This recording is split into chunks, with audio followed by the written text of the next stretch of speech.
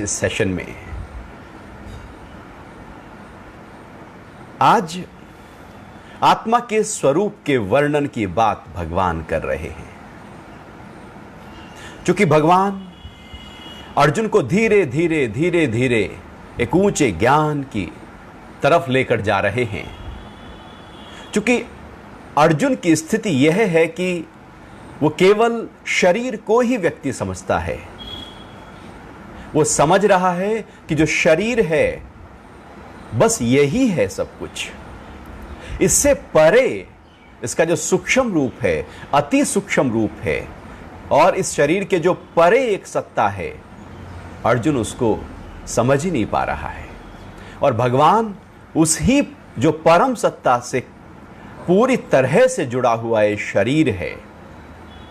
ये शरीर केवल ये शरीर नहीं, बल्कि उस अनंत जो संभावनाएं हैं, जो परमात्मा का पूरी तरह से फैलाव है पूरे ब्रह्मांड में, उससे जुड़ा हुआ इस शरीर की बात कर रहे हैं। तो आज थोड़ा और आगे बढ़ हम श्लोक 19 पर थे। तो भगवान कह रहे हैं कि जो इस आत्मा को मारने वाला समझता है तथा जो इसे मरा मानता है, वे दोनों ही इसे नहीं जानते। वास्तव में आत्मा न तो मारता है और न मारा जाता है।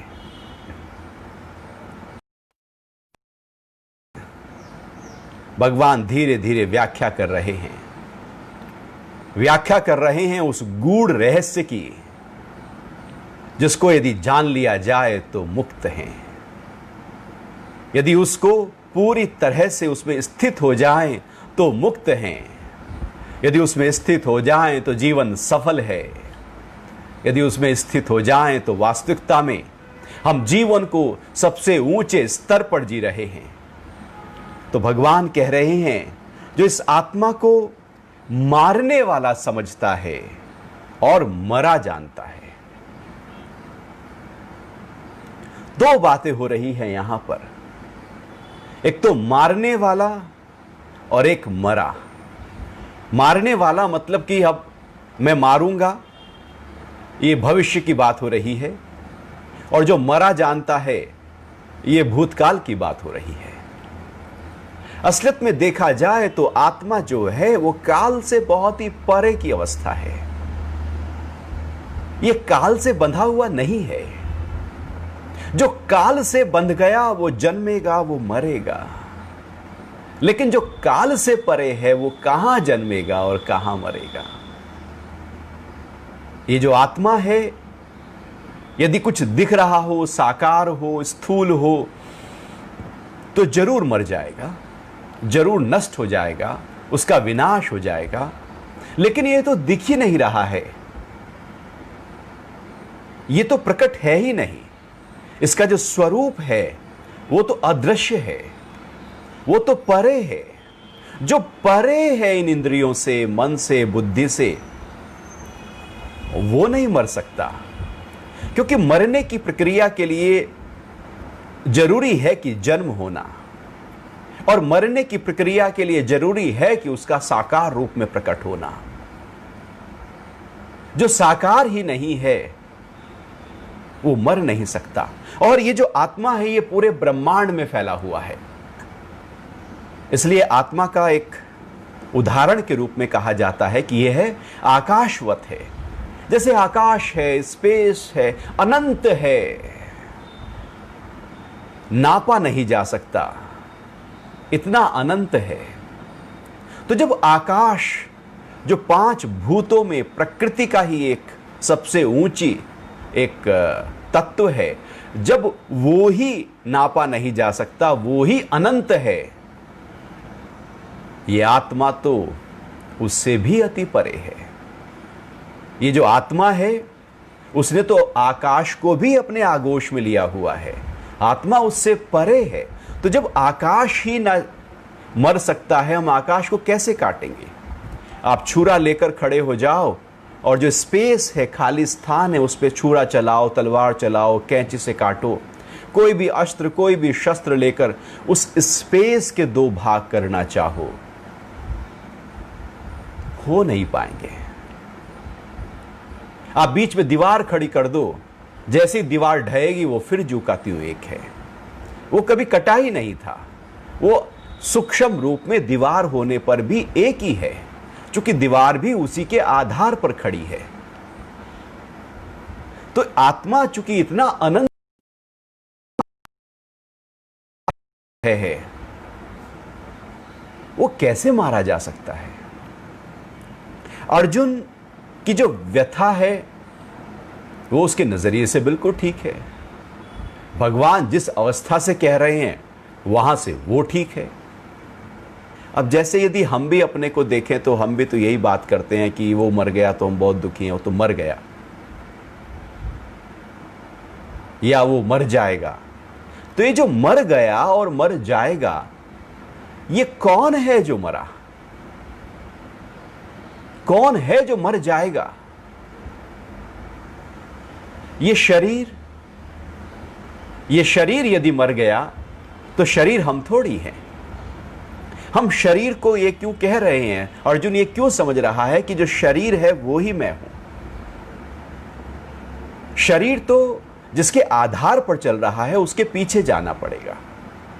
अब यदि शरीर के थोड़ा पीछे जाएं तो हम पाएंगे अरे इंद्रियां हैं, थोड़ा इंद्रियों के और पीछे जाएं तो पाएंगे मन है, मन के और पीछे जाने पर थोड़ा बुद्धि अनुभव होगी, बुद्धि के और पीछे जाएंगे तो समबुद्धि और विवेक और प्रज्ञा, और उसके और पीछे जाएंगे तो आत्मा। तो जो सबसे पीछे ये जो शरीर है वो जो आत्मा है उससे पूरी तरह से जुड़ा हुआ है, या यूं कहें कि इस तरह से आत्मा के प्रकाश के माध्यम से ही ये शरीर, ये इंद्रियां, ये मन, ये बुद्धि, ये सब चल रहे हैं। तो अर्जुन केवल शरीर को ही कह रहा है कि यही अंतिम है। भगवान कह रहे हैं ये शरीर अंतिम नहीं, इससे अति परे एक आत्मा है, वो है महत्वपूर्ण, ये शरीर तो महत्वपूर्ण नहीं। तो जिसको कह रहा है कि ये मर जाएंगे तो कह रहा है कि ये शरीर मर जाएगा। लेकिन भगवान जो कह रहे हैं कि जो शरीर के पीछे जो वो कैसे मरेगा? वो तो मर ही नहीं सकता। भगवान उस आत्मा की विशालता की बात कर रहे हैं, उस अनंत जो चारों दिशाओं में, दसों दिशाओं में फैल गया है, जो आत्मा, जो परमात्मा का ही रूप है, वो कैसे मरेगा? भगवान अर्जुन को उस तत्व ज्ञान की बात कर रहे हैं, उस ऊंची नॉलेज की बात, हाईएस्ट नॉलेज की बात बता रहे हैं। ये शरीर तो भगवान देख ही नहीं रहे हैं। जो शरीर को देखता है उसकी दृष्टि तो बहुत ही स्थूल स्तर पर कार्य कर रही है। वो तो केवल शरीर के आधार पर ही सब कुछ, पूरे जीवन को जी रहा है। जो शरीर को देखकर जीवन जीता है उसको देह अभिमानी कहते हैं। जो शरीर को धारण करने वाला जो तत्व है उसको देखकर जीता है उसको तत्वदर्शी कहते हैं। अर्जुन देह अभिमानी हैं, भगवान श्री कृष्ण वो तत्व की बात कर रहे हैं। तो वो जो तत्व है वो तत्व मरता नहीं, वो कभी मरा नहीं, उसको कोई मार नहीं सकता। तो भगवान कह रहे हैं ये कभी मरा ही नहीं है और ना ये मारा जा सकता है। लेकिन अर्जुन अभी शरीर को ही देख रहे हैं कि शरीर यदि मर जाएगा, उसको जला दिया जाएगा तो सब खत्म। यही ज्ञान का रहस्य है कि खत्म कुछ नहीं है। यहां पर कौन मरता है? आखिर क्या मरा है? आखिर ये शरीर 5 तत्वों से मिलकर बन गया, जल गया तो 5 तत्वों में विलीन हो गया। प्राण महाप्राण में चला गया, बुद्धि महत में, आत्मा उस जो चारों तरफ फैली हुई परम तत्व है उसमें, वो पहले से ही उसमें है। तो मरा क्या यहां पर? वो जो 5 तत्व हैं वो अभी शरीर में इकट्ठा हैं तो शरीर का निर्माण किया और वो पूरी तरह से अलग अलग हो गए तो हम कह रहे हैं कि ये मर गया। मरा क्या? वो तो जो का त्यों है ही है सब कुछ यहां पर, 5 तत्व भी यहीं पर हैं, लेकिन आंखों से नहीं दिख रहे, इंद्रियों के संपर्क में नहीं है, इसलिए हम कह रहे हैं कि मर गया है। लेकिन उनकी सत्ता तो जो की त्यों, उस प्रकृति की सत्ता भी जो की त्यों विद्यमान है, उस पुरुष की सत्ता भी जो की त्यों विद्यमान है, आत्मा जो की त्यों है, प्रकृति भी जो की त्यों है, लेकिन वो पूरी तरह से विभक्त हो गई है, इसलिए हम कह रहे हैं मर गया है। और वैसे भी जब हम कहते हैं कि मर गया, तो इसमें 2 शब्द हैं, एक मरा और एक गया। इसको थोड़ा और गहराई से देखें तो कौन मरा और कौन गया, और कौन ऐसा है जो पहले भी था और अब भी है। मरने की प्रक्रिया का मतलब है परिवर्तन की प्रक्रिया, पूरी तरह से प्रलय और फिर उसके बाद सृष्टि, उसको मरना कह देते हैं। यदि सूक्ष्म गहराइयों से देखें, विद्यमान है लेकिन कहीं किसी सूक्ष्म स्तर पर विद्यमान है। तो मर गया, ये शरीर मरा, चूंकि प्राण अब इसमें रह नहीं सकता था। ये पूरा शरीर प्राण के आधार पर चलता है, पूरे शरीर को प्राण ही संचालित करता है। शरीर का चलना, शरीर के अंदर के सारे क्रियाकलापों का होना, इंद्रियों का अपना काम करना, मन का विचारों में जाना, बुद्धि का निर्णय लेना, अहंकार का मैं मेरा करना, इच्छाओं, वासनाओं और संस्कारों को उभारना, सब प्राण कर रहा है। ये प्राण 10 प्रकार के शरीर में अलग अलग स्थानों पर रहकर काम करते हैं। तो जन्म जब होता है तो प्राण के आधार पर होता है, क्योंकि आत्मा तो पूरी तरह से पहले से ही विद्यमान है। फिर प्राण के आधार पर ही धीरे धीरे शरीर का पालन पोषण होता है। शरीर, और जब प्राण की शरीर में कहीं पर कमी हो जाती है तो वहीं पर रोग पैदा होते हैं। यदि पैनक्रियास की तरफ सही प्रकार से प्राण की गति नहीं हो रही है तो फिर डायबिटीज की शिकायत हो जाएगी। हृदय की तरफ नहीं हो रही है तो हार्ट डिजीज पैदा होगी। लंग्स की तरफ नहीं हो रही है तो लंग्स डिजीज पैदा होगी। मस्तिष्क की तरफ नहीं हो रही है तो मन और मस्तिष्क के रोग पैदा होंगे। प्राण शरीर के जिस हिस्से में कमजोर हो रहा है वहीं पर रोग पैदा होते हैं। और जब प्राण तत्व को हम बढ़ा लेते हैं तो रोग चला जाता है। तो इस तरह से ये हम भोजन करते हैं, भोजन का पाचन, हम तो सो जाते हैं, कौन करा देता है? ये प्राण तत्व है। कौन है जो हम खाना खाते हैं और 10 लोग एक जैसा खाना खा रहे हैं लेकिन सबका अपना अपना ब्लड ग्रुप बनता है, एक ही भोजन से बिल्कुल अपना ब्लड ग्रुप, वो प्राण ही है। वो प्राण ही है जो रात को सुला देता है और प्राण ही है जो सुबह को गुड मॉर्निंग बोल देता है। वो प्राण ही है जो शरीर के हर स्तर पर कार्य कर रहा है। प्राण से ये शरीर चलता है।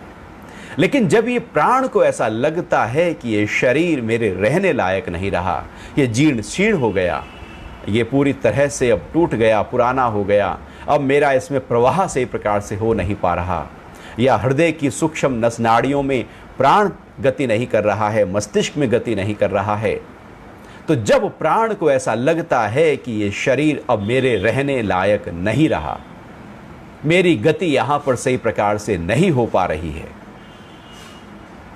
तब प्राण इस शरीर को छोड़ने का निर्णय ले लेता है। प्राण उस समय अपनी सारी शक्तियों को इकट्ठा करता है। वो इंद्रियों को, मन को, बुद्धि को, चित्त में पड़े हुए सारे संस्कारों को इकट्ठा करके इस शरीर को छोड़कर निकल जाता है। वो जीव निकल जाता है। तो शरीर छूट गया तो शरीर को कहते हैं मर, तो मरा शरीर गया प्राण। और प्राण जो गया वो पूरे जीव का पुलिंदा साथ लेकर चला गया। जो भी संस्कार थे, जो कर्मों के फल थे, सब थे नहीं थे, सब लिया। आत्मा पहले से ही है, तो मरा ये शरीर, गया प्राण, और आत्मा तो पहले से ही है। तो भगवान श्री कृष्ण अर्जुन को इसी बारीकी से समझाना चाह रहे हैं कि जो शरीर मरा है ये तो फिर बन जाएगा। ये तो ऐसे ही है कि मिट्टी का खिलौना टूटा, वो मिट्टी से फिर खिलौना बन जाएगा। तो जो इसको भगवान कह रहे हैं कि मारने वाला समझता है कि मैं इसको मार दूंगा, ये मर जाएगा, कुछ मरने की प्रक्रिया हो जाएगी, और ऐसा समझ रहा है, जान रहा है कि शरीर मरेगा तो ये पूरे का पूरा इसकी आत्मा ही मर जाएगी, कुछ खत्म। भगवान कह रहे हैं कि जो इसको मारने वाला समझता है और जो इसे मरा जानता है, मरने की प्रक्रिया आत्मा में नहीं होती। मरने की प्रक्रिया बहुत ही स्थूल स्तर पर हो रही है, और जो स्थूल स्तर पर जी जाते हैं जीवन को, वो मरने की प्रक्रिया में पूरी तरह से जुड़कर दुखी हो जाते हैं, डर जाते हैं। इसलिए मौत से डर लगता है, क्योंकि ये समझते हैं कि जो मैं हूं वो पूरी तरह से नष्ट हो जाएगा। मौत से इसलिए तो डर है। मौत का डर तब तक है जब तक हम अपने को ही शरीर मान बैठे हैं, लेकिन जब अपने को वो आत्मा मानेंगे तो मौत का डर नहीं, वो तो अभय की अवस्था है। वे दोनों ही इसे नहीं जानते। वास्तव में आत्मा न तो मारता है और न मारा जाता है। ये जो मरने की प्रक्रिया है, यदि ये कॉन्सेप्ट हम अच्छी तरह से जान लें, समझ लें, तो मृत्यु के डर से ऊपर उठ जाएं, मृत्यु के भय से ऊपर उठ जाएं। और अर्जुन के अंदर भी अपने वालों की मृत्यु का डर, भय, मोह पैदा हो गया था, और उससे डर पैदा हो गया था, और फिर डिप्रेशन आ गया था। यदि मौत का डर हमको सताता है तो हम डरे रहेंगे, और जब तक ये हम जीवन है, जीवन को डर के आधार पर ही जीते रहेंगे, क्योंकि हमने अपने शरीर को पूरी तरह से ही जान लिया है कि यही मैं हूं। लेकिन जैसे ही ये आत्मा का ज्ञान, ये ज्ञान योग, ये सांख्य योग, यही तो इसकी खूबी है, और ये सबसे ऊंचा ज्ञान है। इसलिए भगवान गीता में सबसे पहले ज्ञान योग की बात कर रहे हैं, कर्म योग तो बाद में आता है। यदि पहले ही ये ज्ञान योग अर्जुन के अंदर प्रकट हो जाए तो उसके बाद कुछ और करने की जरूरत ही नहीं है। तो ये हाईएस्ट नॉलेज गुरु सबसे पहले देते हैं। जैसे ही कोई शिष्य गुरु के पास जाता है, नतमस्तक होता है पूरी तरह से, गुरु सबसे पहले सबसे ऊंचा ज्ञान देंगे, उसको याद दिला देंगे कि तू वास्तव में कौन है। भगवान श्री कृष्ण भी अर्जुन को सबसे हाईएस्ट नॉलेज दे रहे हैं। हो सकता है कि वो आत्मा की इतनी जो क्वालिटीज आगे बता रहे हैं, हो सकता है कि उसको याद आ जाए कि मैं आत्मा हूं, और ये याद आ गया कि मैं आत्मा हूं तो सारा डिप्रेशन, सारा दुख, सारा मोह, सारे विकार, सारा डर चला गया। हमारे अंदर भी जो डर है वो मौत का है, और जितने भी डर जीवन में खड़े हैं वो मौत के डर के आधार पर ही खड़े हैं। इसको अभिनिवेश कहते हैं। बड़ा डर मृत्यु का है, कहीं छुपा हुआ है, अंदर है। किसी अपने वाले की मृत्यु देखते हैं तो हम डर जाते हैं,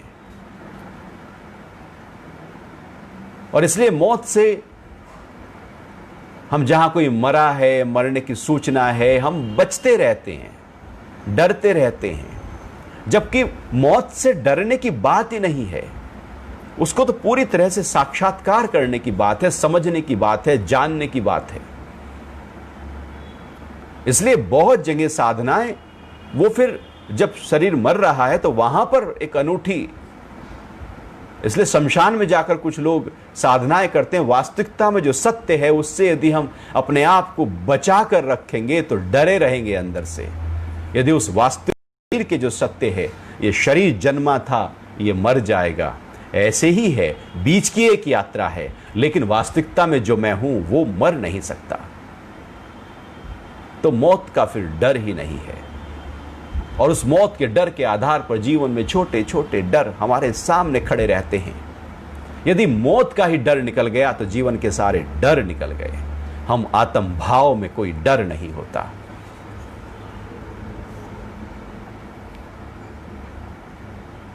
भगवान फिर अब आगे आने वाले श्लोकों में और गहराई से आत्मा, एक ही श्लोक में अर्जुन आत्मा की बात को समझ जाता, जान जाता तो वो ओके कर देता और बात वहीं पर खत्म थी।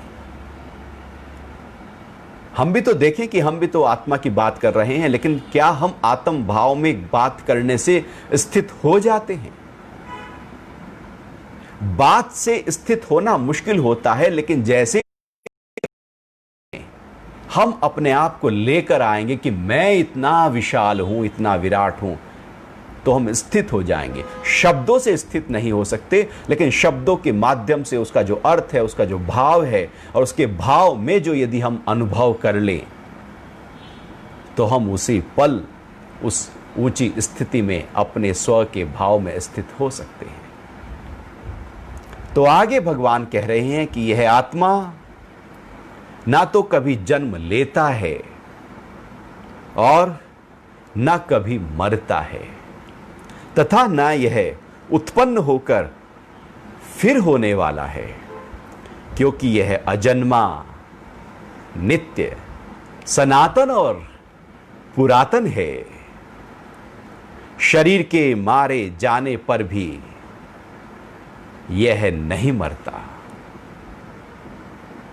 यह आत्मा कभी जन्म नहीं लेता, क्योंकि यदि जन्म ले लिया, जो जन्म लेता है, प्रकृति अपने नियमों के आधार पर चलती है।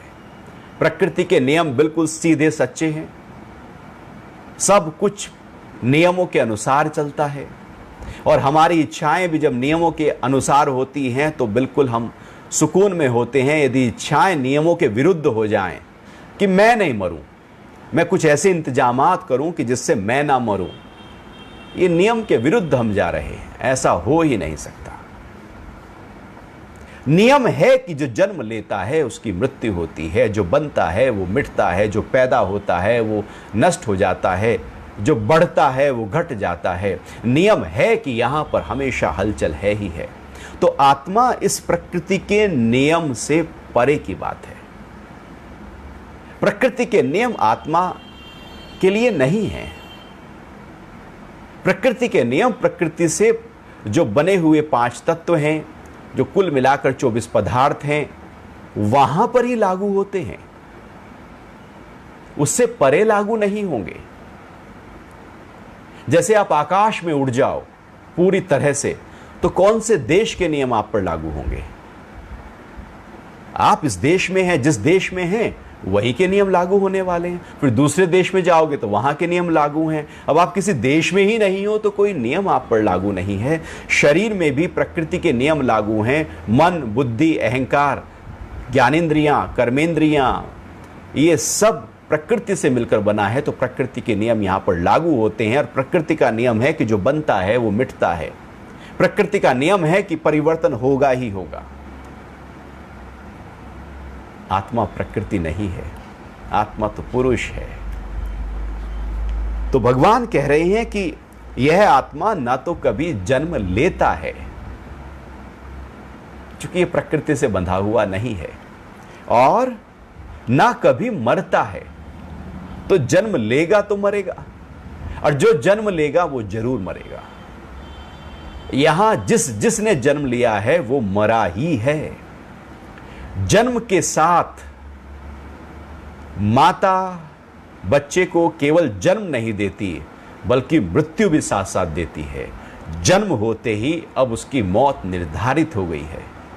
जन्म के साथ उसकी यात्रा केवल मौत की तरफ होती है, यात्रा कहीं और नहीं है। सब जितने भी जिसने जन्म लिया है, सब दौड़े जा रहे हैं मौत की तरफ। कोई बहुत तेजी से जा रहा है, कोई धीरे धीरे जा रहा है, लेकिन जा सब वही रहे हैं। मंजिल सबकी, जो जन्म लिया है मंजिल अब मौत है। जो पैदा हुआ है मंजिल उसकी टूटने की प्रक्रिया है। जो बना है वो मिटेगा। ये प्रकृति का नियम है, और हम यदि उसको अच्छी तरह से समझ जाएं, जान जाएं कि शरीर ने जन्म लिया, शरीर मिट जाएगा, लेकिन आत्मा ने जन्म लिया ही नहीं, तो वो कैसे मिटेगा, कैसे मरेगा?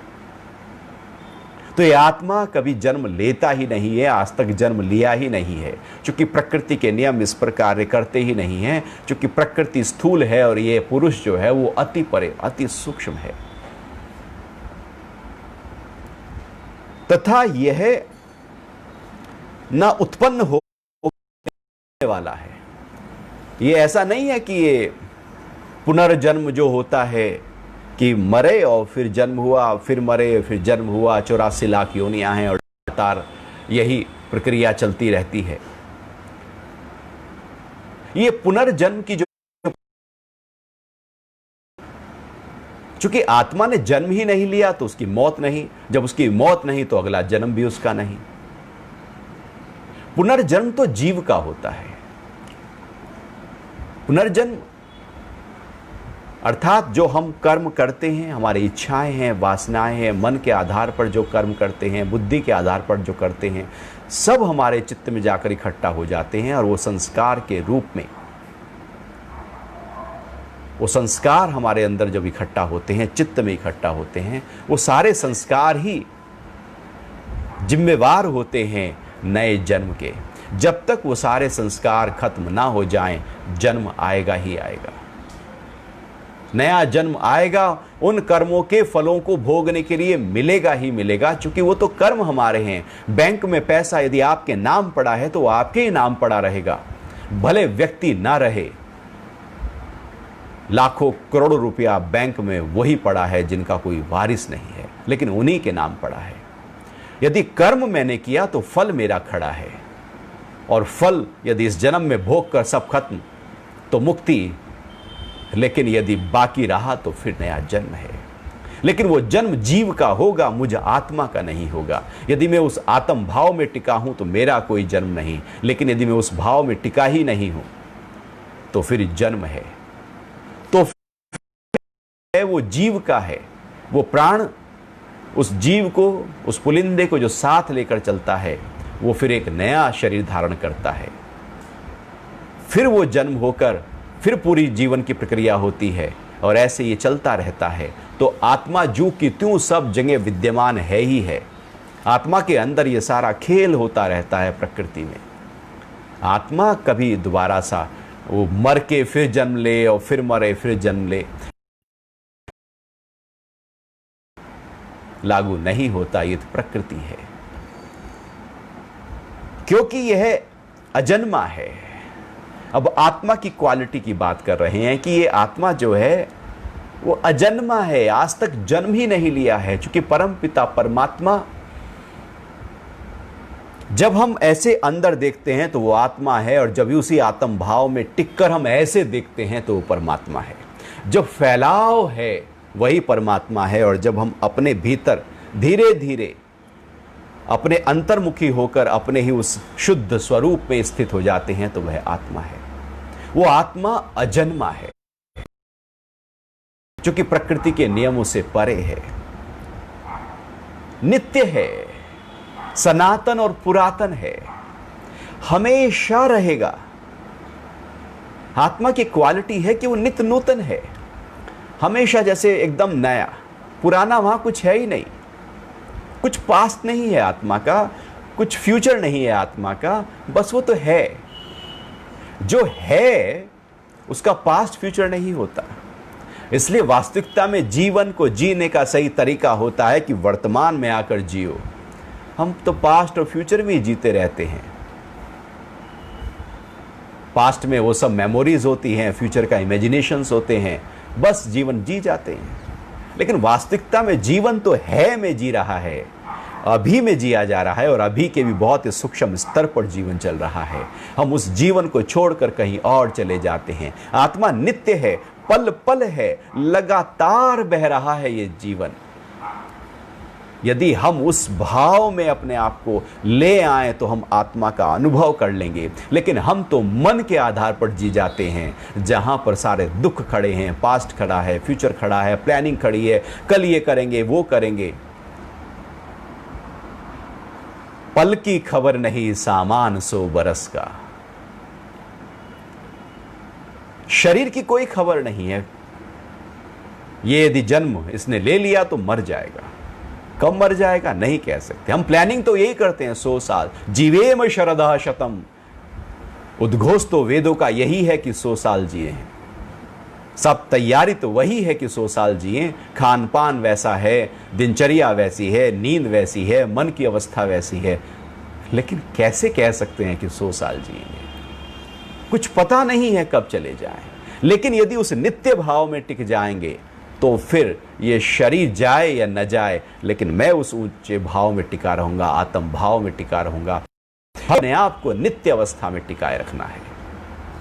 ये आत्मा सनातन है, लगातार अनादिकाल से ये सृष्टि जब बनी, ये पूरी प्रकृति जब पूरी तरह से लाखों करोड़ों साल में धीरे धीरे पूरी तरह से इस रूप में प्रकट हुई, उससे पहले भी ये, चूंकि आत्मा पुरातन है, सनातन है ही है। कब इसका उद्गम हुआ कहा नहीं जा सकता, चूंकि इसका उद्गम हुआ ही नहीं है। जिसका उद्गम हुआ हो उसको हम कह सकते हैं कि इतने लाख करोड़ साल पहले ये उत्पन्न हुआ, लेकिन ये तो है ही है।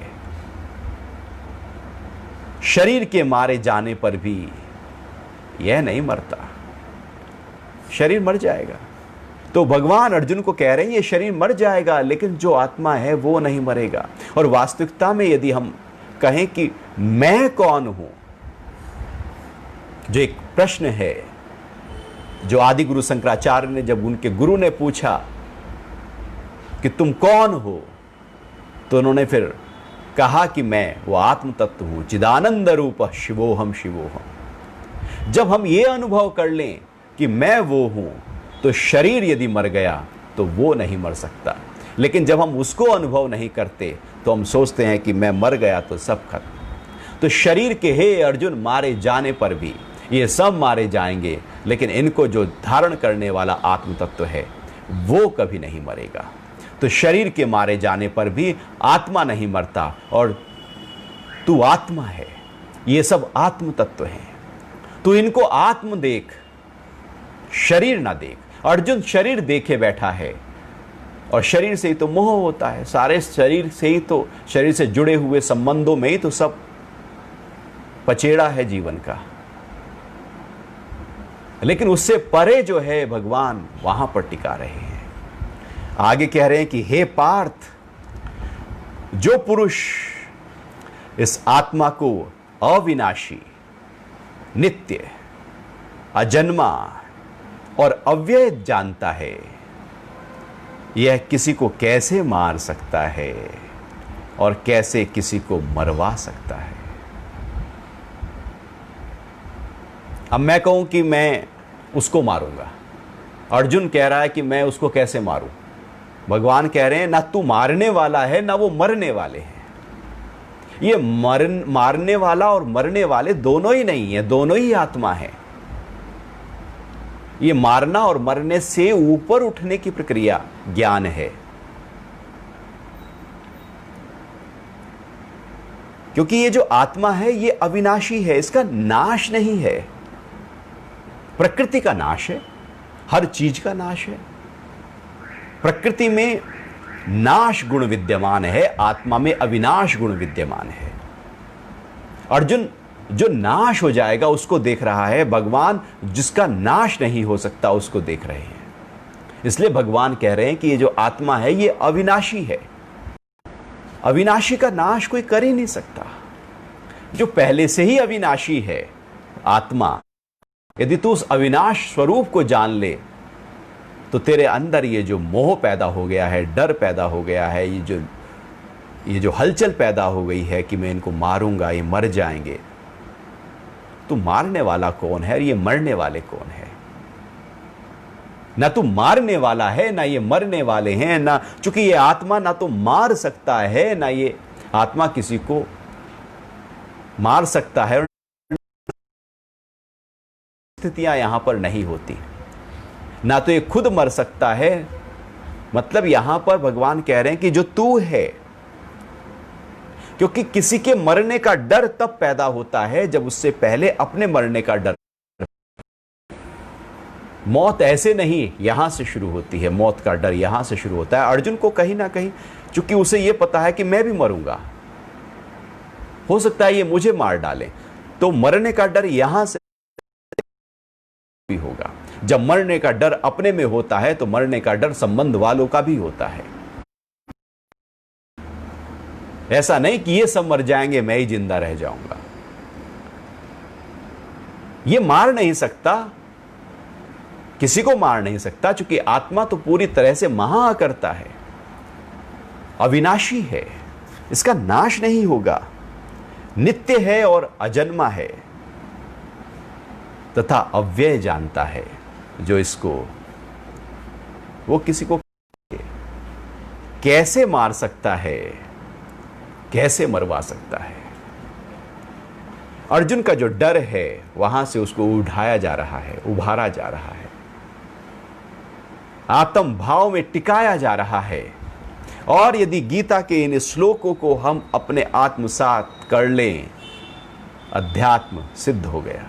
अब कुछ और करने की जरूरत नहीं, ये रोज रोज शास्त्र पढ़ने की अब जरूरत नहीं है, बस सिद्ध हो गया, सिद्ध हो गया, टिक गए उस भाव में। अब कुछ करने की जरूरत नहीं, क्योंकि उस अवस्था में आ गए। यदि हम वो जो अविनाशी, नित्य, अजन्मा और अव्यय, सनातन और पुरातन जो स्वरूप भगवान यहां पर बता रहे हैं, उस भाव में हमें अपने आप को लेकर आना है। वही हम हैं, हम ये नाम नहीं है। जो नाम हमारा है ये शरीर नहीं है, ये पद, ये प्रतिष्ठा, ये जो बाहर का सारा पचेड़ा और ये बखेड़ा और ये फैलाव है जिससे हमने अपने आप को जोड़ लिया है, ये जो पद का मद है जो सिर पर चढ़कर नाचता है हमेशा, ये हम है ही नहीं। जो हम है ही नहीं उसके कारण से दुखी रहते हैं, परेशान रहते हैं। जीवन की सारी चिंताएं जो हम नहीं हैं उसके कारण से पैदा होती हैं। हम उसी को ही कहते हैं कि यही मैं हूं। सारी उलझने, सारा तनाव, सारे कष्ट, सारा डर, सारे दुख, सब कुछ जो मैं नहीं हूं उसके आधार पर है। और सारी शांति, असीम आनंद, सच्चित आनंद का जो उद्घोष है, जो प्रेम है, वो मैं हूं। उसको छोड़कर हम बाहर जब भागते हैं तो मरते हैं। अपने आप को पकड़कर जब हम रहते हैं तो अमर होते हैं। आत्मा अमर है, अविनाशी है, इसका नाश रत्ती भर भी नहीं होता। अब भगवान और उसको बारीकी से समझाने की कोशिश कर रहे हैं।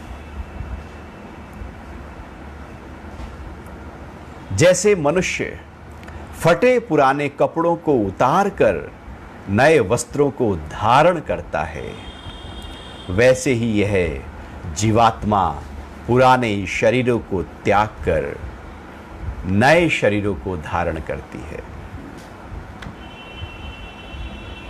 अब जब कपड़े बदलते हैं तो दुखी होते हैं कि अरे ये तो नए कपड़े हम पहन रहे हैं, तो पुराने कपड़ों जो पुराने थे, कई साल से मेरे साथ था ये।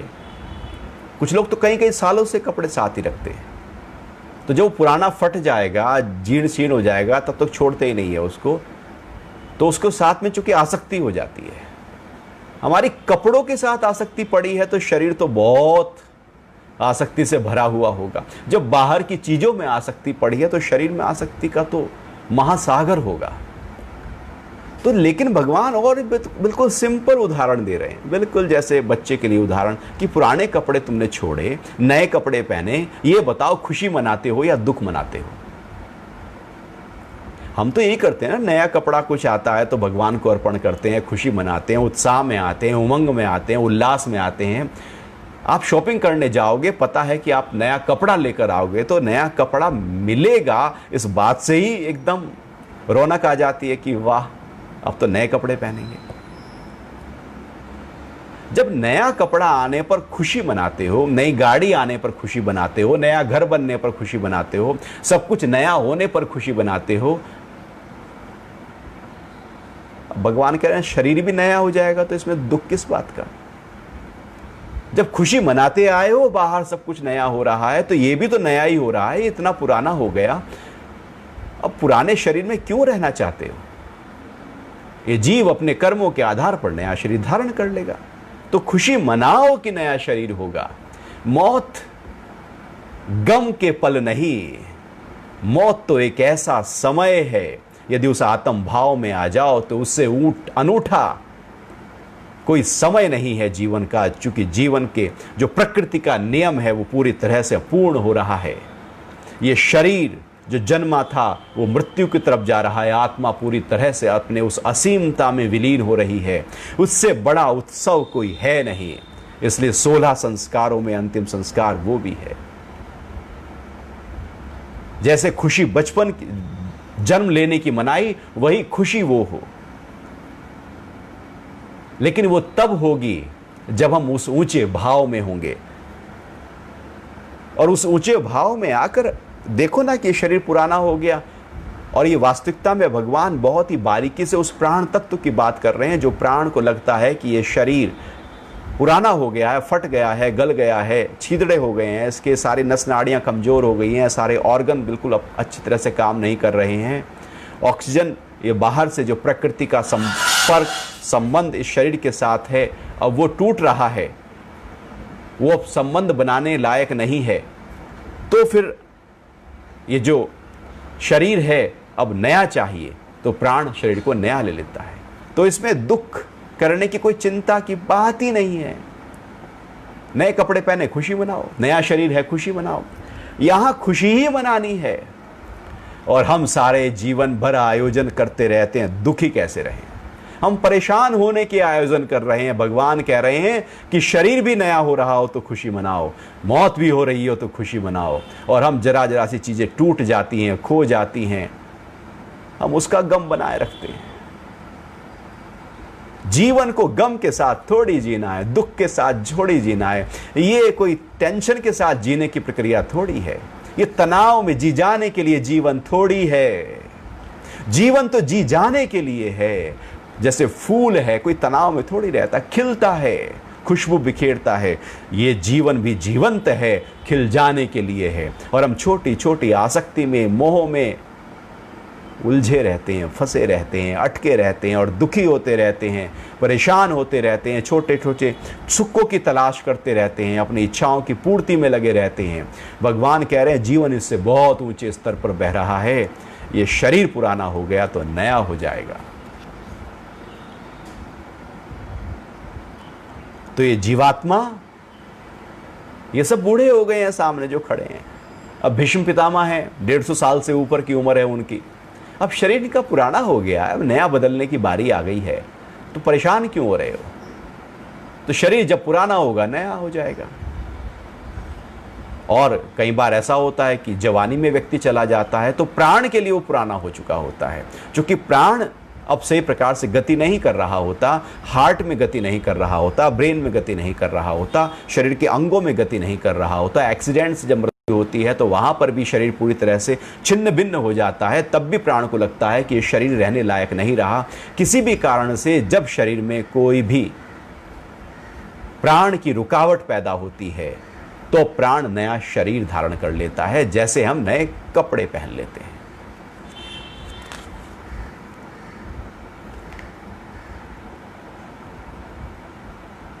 तो इस तरह से यदि हम अपने उस आत्म भाव को पकड़ लें जिसका जन्म नहीं होता,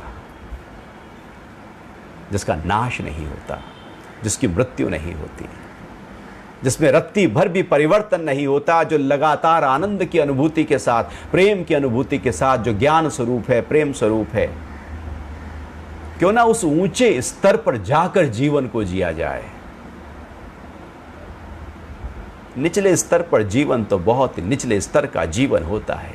ये मोह का जीवन, ये आसक्ति का जीवन, ये केवल अपने वालों को ही केवल प्यार करते रहने का जीवन, केवल अपने वालों के लिए ही जीवन नहीं, बाकी जीवन तो वास्तविकता में समग्र रूप में बह रहा है। वहां अपने वाले भी शामिल हैं। जब सबसे ही प्यार कर रहे हैं तो अपने वाले कोई अलग थोड़ी हैं, उनसे भी उतना ही प्यार है। यहां सबसे उतना प्यार है जब हम आत्म भाव में आते हैं। एक श्लोक और लेते हैं। इस आत्मा को शस्त्र काट नहीं सकते, अग्नि जला नहीं सकती, जल भिगो नहीं सकता और वायु सुखा नहीं सकती। अभी जो 5 तत्व हैं, पृथ्वी, जल, अग्नि, वायु, आकाश, इन 5 तत्वों का असर इस आत्मा पर होता नहीं है। ये 5 तत्व दम लगा लें, सारी ताकत लगा लें, इस आत्मा का टस से मस नहीं कर पाएंगे। शस्त्र, कोई भी शस्त्र हो, कोई अस्त्र हो या शस्त्र हो, अस्त्र का मतलब है जो अपने साथ है। जैसे तलवार होती है वो हाथ में है तो वो अस्त्र है, और जो शस्त्र होता है वो फेंक के जो मारा जाता है दूर, जैसे बाण है वो शस्त्र है, जो फेंक के मारा जाए वो शस्त्र, और जो हाथ से लेकर किसी को मारा जाए वो अस्त्र। और ये अस्त्र और शस्त्र जो हैं वो पृथ्वी तत्व से, किसी पदार्थ से मिलकर बने हैं। तो पृथ्वी से जो अस्त्र और शस्त्र बने हैं उससे आत्मा पर कोई प्रभाव नहीं पड़ेगा। ये जो जल है, ये जो अग्नि है और ये जो वायु है, इनका भी आत्मा पर कोई फर्क नहीं पड़ेगा। आप पूरी तरह से शरीर को जला दो, आत्मा फिर भी जू का त्यों रहेगा। और जब वो जल रहा होगा तब भी आत्मा वैसे ही होगा जैसे व्यक्ति पूरी तरह से शांत हो। जब जीवन हो आत्मा वैसे ही होगा, जब मर रहा हो, जल रहा हो, आत्मा वैसे ही होगा। चूंकि अग्नि केवल उसको जला सकती है जो उसके नियम के तहत आता है। अग्नि केवल उसको जला सकती है जो प्रकृति से बना है, उसको ही भस्म कर सकती है। जो प्रकृति से परे है वहां तक उसकी पहुंच ही नहीं है। आग की पहुंच ही नहीं है, या पूरी धरती पर पूरी तरह से एकदम ज्वालामुखी फट जाएं, आत्मा पर कोई फर्क नहीं। आग की शोलों से आत्मा पर कोई फर्क नहीं है, क्योंकि ये आग जो है वो प्रकृति से बनी है, और ये प्रकृति पुरुष का कुछ बिगाड़ नहीं सकती। पानी में डुबो दो, क्योंकि यदि हम देखें तो शरीर डूबकर, जलकर, वायु से, इससे सीधा प्रकृति के जो 5 तत्व हैं इनसे सीधा प्रभाव पड़ता है, शरीर पर पड़ता है, आत्मा पर नहीं पड़ेगा। तो पानी में डूबकर भी शरीर मरेगा, आत्मा नहीं। ऐसा नहीं कि पानी के अंदर चला गया, डूब गया तो आत्मा भी उसकी मर गई, नहीं। पानी में डूब गया, शरीर जाएगा, आत्मा जू की त्यों है। आग में जला है, आत्मा जू की त्यों है। शस्त्र से काटा गया है, टुकड़े टुकड़े हो जाएं शरीर के, जितने टुकड़े किए जा सकते हैं हो जाएं, आत्मा फिर जू की त्यों वैसे ही है जैसे जब शरीर था वैसे थी। आत्मा पर कोई फर्क नहीं पड़ता, क्योंकि शस्त्र वहां तक पहुंच ही नहीं करते, अग्नि वहां तक पहुंच ही नहीं करती, उसकी पहुंच वहां तक है ही नहीं। वायु की पहुंच नहीं है, वो उस आत्मा को सुखा नहीं सकती। 5 तत्वों की पहुंच आत्मा तक नहीं है, और जब 5 तत्वों की पहुंच आत्मा तक नहीं है तो 5 तत्वों के कारण से ही इस शरीर की उत्पत्ति हुई, और 5 तत्वों के कारण से ही यह शरीर पूरी तरह से नष्ट भी हो जाएगा। और ये पूरा जीवन यदि हम देखें, चूंकि ये शरीर 5 तत्वों से मिलकर बना है, तो 5 ही तत्वों के आधार पर यह चलता है। ये 5 तत्वों के आधार पर ही जीता है। हम भोजन करते हैं, पृथ्वी से आता है, श्वास लेते हैं, हवा से आती है, जल पीते हैं, और मन, बुद्धि, ये सब आकाश तत्वों से मिलकर बना है। इन 5 तत्वों से ही ये शरीर चल रहा है, और ये शरीर पूरी तरह से उनसे कनेक्ट है। सूक्ष्म रूप में प्रकृति से ये शरीर जुड़ा पड़ा है। यदि शरीर की संभाल करनी है तो प्रकृति की संभाल करना शुरू कर दो, शरीर की संभाल हो जाएगी। जिससे ये शरीर है उसकी संभाल नहीं करते, हम केवल इसकी संभाल कैसे होगी? प्रकृति के प्रति तो हम लापरवाह हैं, बेपरवाह हैं। तो शरीर की संभाल करनी है तो प्रकृति की संभाल करो, और उस आत्म तत्व की संभाल करनी है तो उसके प्रकृति से परे जो आत्म तत्व है उसको अनुभव करो। तो प्रकृति का प्रभाव आत्मा पर नहीं होता। पुरुष न्यारा है, पूरी तरह से अनोखा है, अनूठा है, अति परे है, प्रकृति से परे की बात है, वहां पर उसका असर नहीं है। जैसे कोई शस्त्र भी हो तो उसकी एक मारक क्षमता होती है कि इतनी दूर तक वो जाएगा, उससे परे नहीं जा पाएगा। ऐसी प्रकृति के जो 5 तत्व हैं उनकी अपनी एक मारक क्षमता है, वो 5 तत्वों पर तक ही अपना असर दिखाएगी, उससे परे वो असर नहीं दिखाएगी।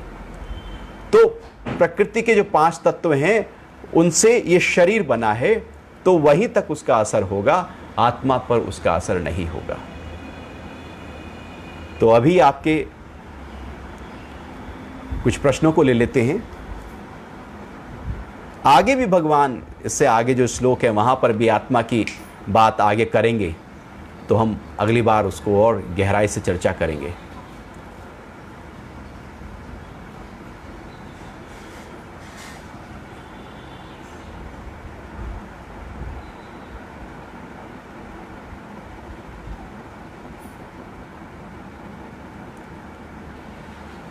पूछ रहे हैं कि जो फिर आत्महत्या है क्या वो गलत है?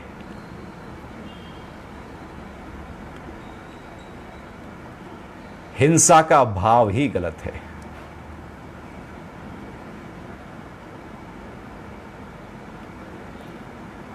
हिंसा जब आ गई भाव में, वो गलत है, चाहे वो आत्महत्या की हो या किसी को मारने की हो।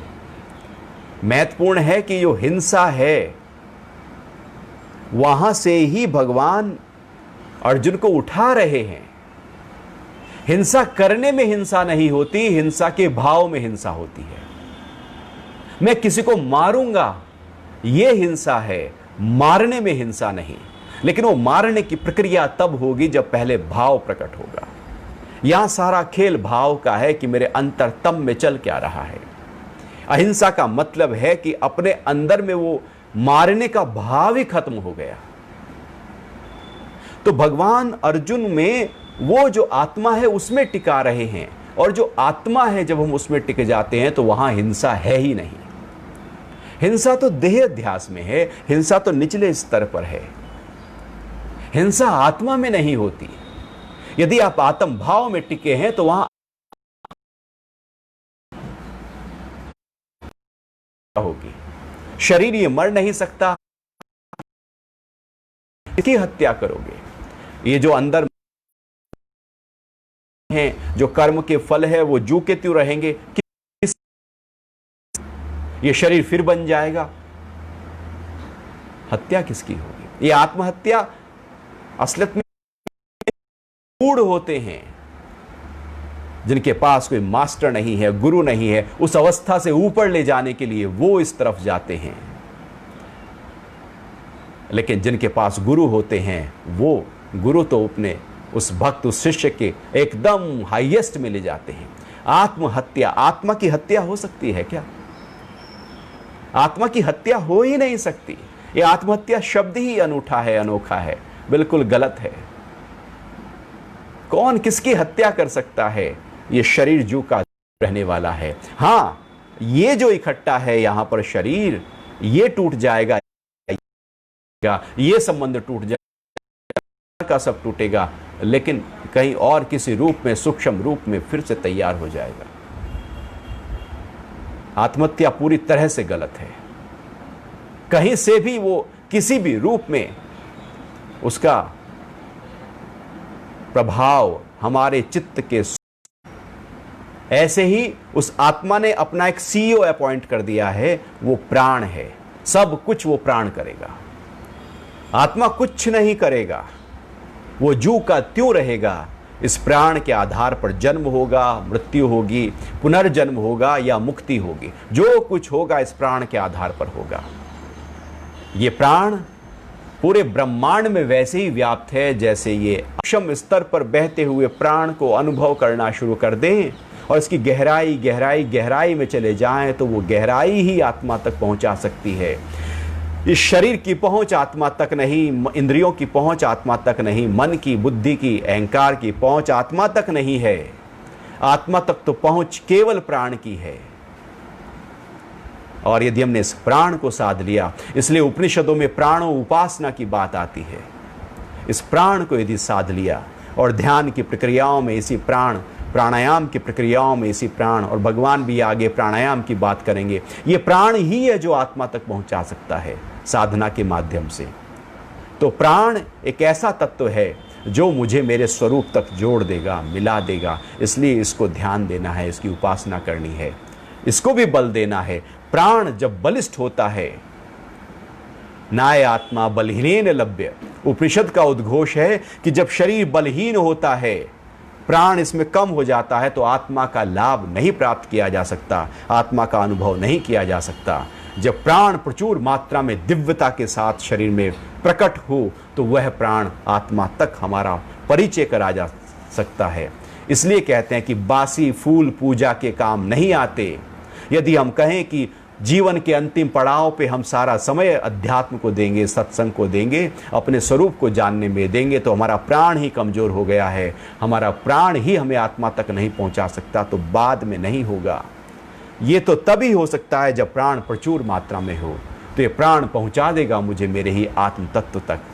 तो प्राण को साधो, और फिर प्राण एक माध्यम है, और फिर जब हम आत्म भाव में होंगे तो आप प्राण के भी दृष्टा हो जाएंगे, प्राण के भी साक्षी हो जाएंगे, आप शक्ति के भी साक्षी हो जाएंगे।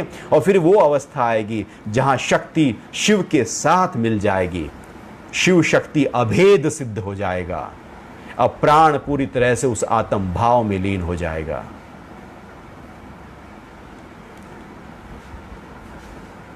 तो आज के लिए इतना ही रखते हैं।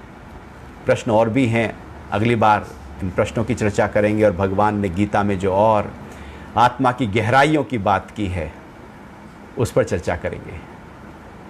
हरिओम।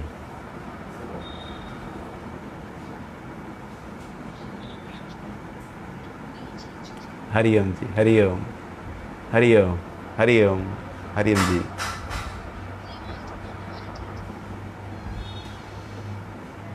हरिओम जी, हरिओम, हरिओम जी, हरिओम, हरिओम जी, हरिओम। सभी को बहुत बहुत प्रणाम। हरिओम, हरिओम जी, हरिओम, हरिओम, हरिओम।